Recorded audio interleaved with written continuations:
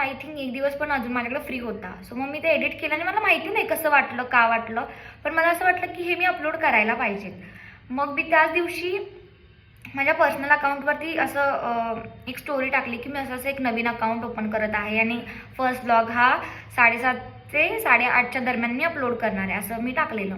आणि मग तो दिवस होता जेव्हा मी बेंगलोरमधून इकडे आपल्या इचलकरंजीला येत होते आणि मी ते ट्रॅव्हल्समध्ये बसून तो ब्लॉग अपलोड केला.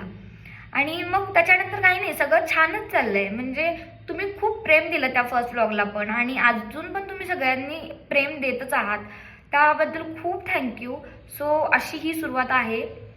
आणि कसं आहे ना, म्हणजे यातून मी काय शिकले मी तुम्हाला सांगते. म्हणजे मी ऐकलेलं की जे होतं ते चांगल्यासाठीच होतं, हे मी ऐकलेलं, पण मी एक्सपिरियन्स केलं काय. कारण एकतर बेंगलोरला जायची इच्छा नव्हती, मी रडलेलो पण की मला नाही जायचं बेंगलोरला, बट मला जावं लागलं. आणि मी बेंगलोरला पण गेले. माझं जे की मला खूप आधीपासून वाटत होतं की माझं एक अकाउंट असायला पाहिजे, आणि पण जी माझी हिंमत होत नव्हती किंवा माझं धाडस होत नव्हतं ते मी अकाउंट ओपन करावं, ते पण झालं. प्लस बेंगलोरमध्ये मी 8च दिवस राहिले आणि वापस पुण्यात आले, म्हणजे इचलकरंजीत आले, म्हणजे महाराष्ट्रात आले.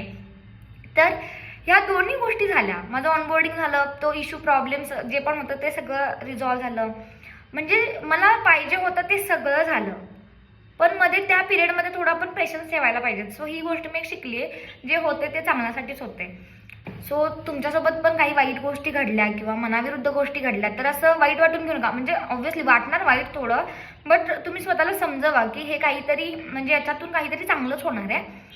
सो हे मी याच्यातून शिकले, आणि असं निकी अँड ब्लॉगची सुरुवात झालेली आहे.